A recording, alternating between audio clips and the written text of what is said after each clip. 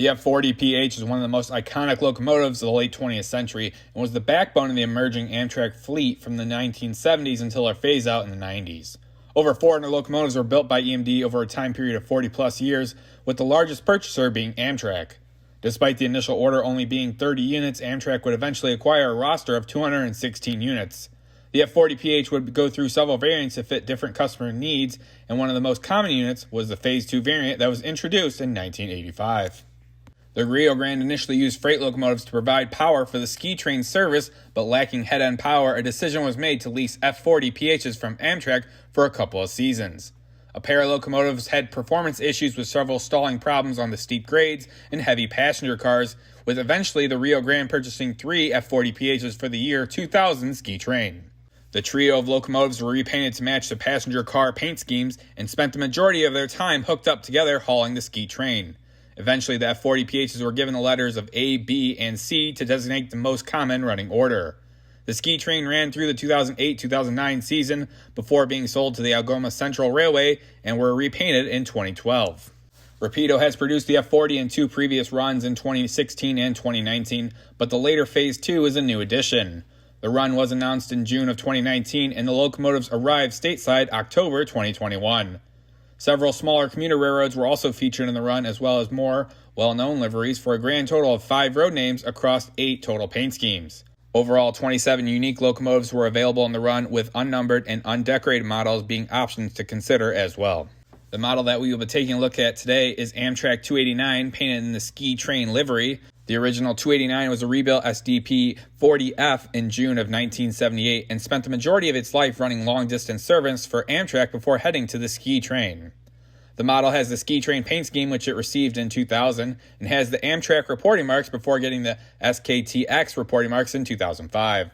The unit did receive the letter C for its running order, so it would have spent the majority of its time behind the other F40s, but would occasionally lead the Ski Train or other excursion services. Checking out the details on the front of the cab, the first detail to point out are the dual LED strobe lights on the top, and these are the slightly larger versions, a road-specific detail for the Ski Train F40. The top of the cab is also sporting some separately applied metal grab irons, and the Nathan K5LA horn that required a larger and wider horn notch on the cab roof.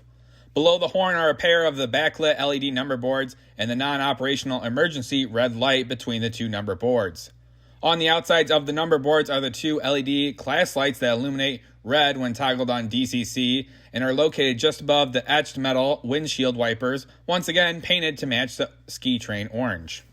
The locomotive cab features 3 different styles of grab irons: the normal straight style as seen under the number boards and on the front of the cab, the drop style grab irons running down the side of the cab, and the passenger car style found on top of the nose.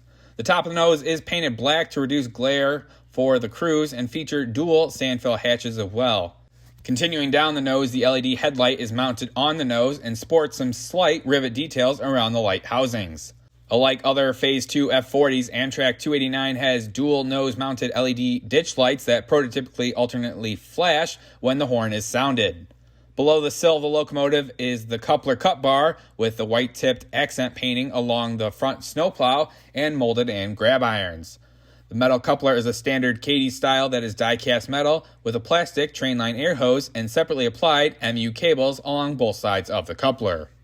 Moving to the conductor side of the cab, one of the most standout features is the window inserts with the rivet detailing around the front window piece. An etched metal side mirror separates the front window from the further back standard square window. The door is further down and is molded into the car body, but does include a window insert as well as having 2 separately applied metal grab iron railings leading up the ladder to the cab door. Mentioned earlier, the reporting marks on the model are still for Amtrak, so this model would be accurate from 2001 to 2005, when the reporting marks were updated to the Ski Train 289. Towards the front of the side cab is the separately applied metal grab irons running down the front, allowing access to the top of the nose. Below the sill of the locomotive is the ground light housings and the actual LED for the ground lights nested up under the sill away from the view. The trucks are all nicely detailed, featuring molded-in details like the hydraulic struts on the sides and the brake shoes as well, and having the associated brake plumbing and air pistons separately applied on all 4 trucks. With the F40PH being a full cowl unit, the sides of the locomotive lack details compared to the non-cowl units, but there's still a large number of details to point out. The major eye-catching details are the traction motor blower and dynamic brake louvers, respectively. Probably one of the most going the extra mile details that Rapido has installed is the underbody piping that runs along the entire length of the car body, with the exceptions of a few portions that sag below the supports for the connectors. Some of the more condensed details are the fuel tank details. One of the major spotting features for the Phase 2 F40s is the relocation of the fuel tank directly in front of the rear trucks to directly behind the front trucks. The 1,800-gallon fuel tank features several smaller details like multiple fuel filler ports, fuel level sight glasses, molded-on crew steps, and a radial dial fuel gauge. Just behind the fuel tank is the battery boxes, which allow the initial startup of the diesel engine. Another phase-specific details of the Phase 2 and later F40PHs is the 4 structural ribs on the rear half of the car body, and just above the structural ribs are the radiator intake screens. The rear of the locomotive is pretty standard for modern diesels and features a good collection of details as well. Towards the top of the locomotive is the locomotive numbers that are painted onto the car body. The only operational lighting feature on the rear locomotive is the rear main light sitting directly above the rear access door. The forward and reverse lighting features are a little bit unconventional to standard DCC practices, but prototypical as the rear light does not automatically illuminate when the locomotive is traveling backwards. Instead, the switching or Hostler mode must be activated and the rear light will remain on until switching mode is turned off. The class lights are seen on the edges where the orange and black paint lines meet. These lights are non-operational. The conductor side of the rear features a separately applied metal grab iron ladder, and the majority of the rings are painted orange, but some are painted black to match the car body paint. Below the class lights are 2 knockouts for the rear sandfill hatches. The rear walkway has some nice tread plating and connects the rear handrail stanchions to the rest of the locomotive. Just below the sill is the MU cables, allowing to connect multiple locomotives together. These are a little tough to see with the black background of the undersill, but one set is painted blue and the other is painted black. Continuing down the other sill, the rear coupler cut bar is molded onto the rear faceplate and has accent painting to better show off the details. The model sports a standard metal coupler for solid operations and a magnetic trip pin. The various MU cables and trainline air hoses are all plastic separately applied components. The MU cables have pockets to secure the ends of the hoses, but due to the stiffness of the hoses, the ends of the hoses cannot actually fit into the pockets. The engineer's side of the long hood is pretty similar to the conductor's side, with only a few minor detail differences. The most notable of these is all the air system components and associated plumbing. The 2 main receiver air tanks are located behind the fuel tank. These were initially in front of the fuel tank for the initial and Phase 1 F40PHs, and is a road-specific detail for the Phase 2 F40. The spitter valves are tucked up under the sill with all the associated air plumbing between the various components. Similar to the conductor's side, the 1,800-gallon fuel tank has good details, including multiple fuel filler ports, fuel level sight glass, and a radial dial fuel gauge. The front engineer's truck feature the speed recorder separately applied detail. Other similar details featured on the engineer's side include the jacking pads, the ground light housing, and separately applied metal grab irons. The E-bell is impossible to see unless the locomotive is actually upside down or on its side, being tucked up under the cab in front of the forward truck. Moving to the top of the locomotive, some of the previously mentioned details like the xenon strobe lights and low-profile horn can be seen from a different vantage point. More details atop the cab include the large AC conditioning unit with its molded-on rivet and exhaust grille details. The lone Sinclair antenna is directly behind the AC unit. Since the locomotive was originally built to serve on the Amtrak system, the majority of the components on top of the locomotive are low profile, to allow the diesel to squeeze in some of the country's lowest clearance bridges and tunnels across the northeast United States. The first of these low-profile features include the exhaust silencer, drawing cool air from the intake louvers on the side. The locomotive ports out the hot gas towards the top while maintaining a sleek design. The silencer panel is surrounded by etched metal lift ring details to help remove the cowl hoods. The middle fan assembly is the dynamic brake fan. This fan is actually the tallest portion of the locomotive due to the fact that the dynamic brake fan is a standard EMD part and is not fitted like the radiator or engine exhaust fans. The last set of cooling fans are the radiator exhaust fans that draw cool air over the radiator bank just below the car body. All the fans mentioned have etched metal grille details and separately applied fan details underneath. The individual modules for the different cooling components have lift ring details as well. The shell of the locomotive can be exposed by removing the two coupler boxes and gently wiggling the shell off the chassis and being careful not to break off any of the intricate details along the process. The various internal components are all attached to the die-cast metal chassis that also helps provide the hefty weight and gives more tractive effort. The ESU Lokesound V5 is connected to the supplementary light board via a 21-pin socket and also allows swapping out to other 21-pin decoders without rewiring for various hookups. There are several LED light boards on the front of the locomotive for the ditch lights as well as lights for the ground lights that are mounted under the chassis. The light board for the strobe lights and number boards are situated on the top of the drivetrain. The light from the LEDs are directed through acrylic light tubes towards the outer car body. Towards the top of the internal components is the dual speakers taped to the chassis. The speakers appear to be older iPhone 4 speakers. Now that we've had a chance to check out the details on this locomotive, we'll go ahead and apply track power.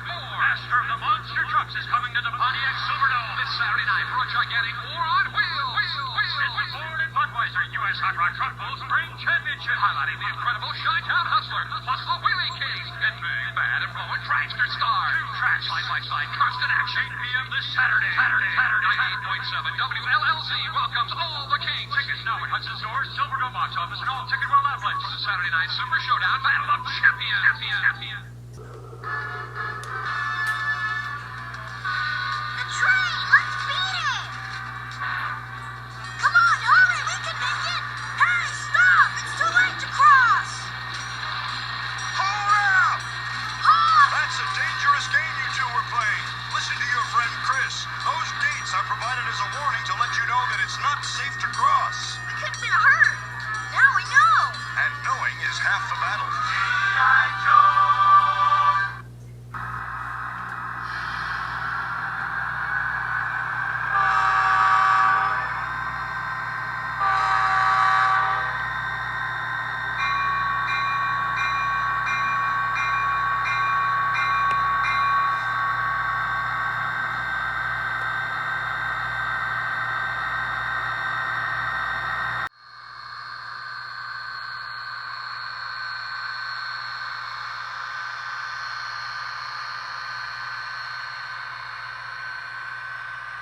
One of the more interesting features is the realism built into the ESU decoder. When track power is applied to the F40 and no further functions are selected, then the locomotive will act as a common freight diesel, with the prime mover notching up with the speed. When function 4 is selected, the F40 is swapped into a standby mode where the traction alternator provides the head-end power, and such the locomotive revs to approximately notch 6 and will not be able to move. If F5 is selected, the F40 is swapped into run mode and throttles up to notch 8 continuously, where it gets the screamer name. If F4 is not selected before F5, then F5 will have zero effect on operations. Several DCC sound functions include the classic Rapido humor as well. The locomotive did weigh in at 14.6 ounces or 413 grams, a pretty stout reading and not a surprise with the amount of material that is packed into the shell of the locomotive. The diesel was hooked up to the pull gauge and was tested 3 times and achieved. The results were then averaged to give a final reading of 3.83 ounces or about 109 grams, a slightly above average for a 4-axle diesel. The model should be able to pull somewhere between 30 and 40 standard freight cars. The front and rear couplers were fitted with non-scale metal couplers, and it was found that the front coupler was at the correct height and the rear coupler was slightly low. Moving on to the scoring section, the different scoring categories are shown with their respective point values. The model will be scored off these categories and then given a final score in a subsequent letter grade. The packaging of the Ski Train engine comes in a special box with prototype photos of the Ski Train in action. The box includes the exploded parts diagram, EMD-style manual in English as well as French, as well as spare lift rings and a 3-chine horn. Once again, a very nice packaging from Rapido, and their classic humor is littered throughout the manual. Definitely worth the read for a total of 5 out of 5 points. The model is most correct in the range of 2003 to about 2005, but if you're willing to overlook some details, then the range is closer to 2001 to about 2012. The differences between the ranges relatively small, and the Ski Train locomotives went through several small changes in their lifetime, so most modelers will be okay with the overall accuracy of the locomotive, and if not, the changes are generally pretty easy to modify, so 5 out of 5 points for the accuracy. The locomotive is painted in the Ski Train livery with the aspen gold and the aluminum paint colors. Rapido did a fairly well job on the complex paint scheme, but it did have some minor issues. Several of the paint lines where the aspen gold and the top stripe black had some fuzziness or soft paint lines, especially on the rear of the locomotive. Another small issue is that the several logos and decals had small paint issues with cracking and chips. Overall, the model looks fine from normal viewing distances, but is still disappointing on the expense of a model. I did end up taking 1 point for the fuzzy lines and 1 point for the broken printing. The details on the model have a pretty wide range of variety, ranging from very well executed to needs improvement. Overall, the details are very nicely done and live up to the expectation of the Rapido name. There's a large number of separately applied details as well as a healthy mix of plastic and metal details, and the detailed ones are molded on very nicely and well done. One aspect is that the locomotive hasn't had any major renovations since the initial release, so some of the details have become a little outdated. Molded on grab irons to the snowplow are a big one to mention. Although painted nicely to appear separately applied on, the molded on details look a little out of place compared to the rest of the nose. The MU cables across the locomotive are separately applied, but are very stiff and formed in an unnatural way that gives a toy-like appearance. Lastly, the coupler cart bar is molded onto the rear sill, fitting for a budget model, but not a $300 plus model. I took away 4 points, 2 for the snowplow and 1 apiece for the other issues. The F40 is a strong runner and is able to pull over 15 Rapido passenger cars on a level grade single-handedly. This is roughly the size of the prototypical Ski Train, but modelers with grades on their layouts or wanting to have a more prototypical look should consider picking up another locomotive. Despite the strong motive, the locomotive lacks a supercapacitor and will die out quickly over dirty track. One of the more disappointing features on the model is the lack of features, including the lighting effects. On the front, the emergency or a Mars light is not included despite being installed, as well as the rear class lights. I contacted Rapido about these lights to inquire if my model was not functioning correctly, but was told these were not included and were not used very often on the prototype. Despite not being used very often, it is discouraging to have lighting features installed but not available. I suspect that these were not included due to the cost and limitations with the decoder, but still a little disappointing. I ended up taking away 1 point for the supercapacitor and another 2 points for the subpar lighting features for a total of 22 out of 25. The metal wheels on the unit are all pickup power while providing tractive force as well. The wheels were all found to be engaged out of the box. The trucks on the model are nicely done with good molded on details and several separately applied plastic details as well. The Katy style couplers are metal for solid operations and are the non-scale standard variant. The couplers were compared to the Katy height gauge and the front was found at the correct height while the rear was slightly low. Overall, I took away 2 points for the non-scale coupler and the low rear coupler. The Rapido Locomotive is the best valued F40PH on the market with a wide range of details and performance compared to brass or budget options. Modelers receive a classic Rapido Locomotive with the high expectations of good quality details and good performance. Despite that, the model does seem to miss the mark on a few small areas and feels closer to a 9 out of 10 for the overall value.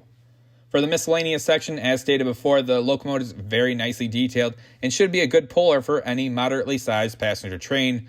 But with Rapido's third release and a lack of upgrades, the model has definitely some areas of improvement compared to other manufacturers.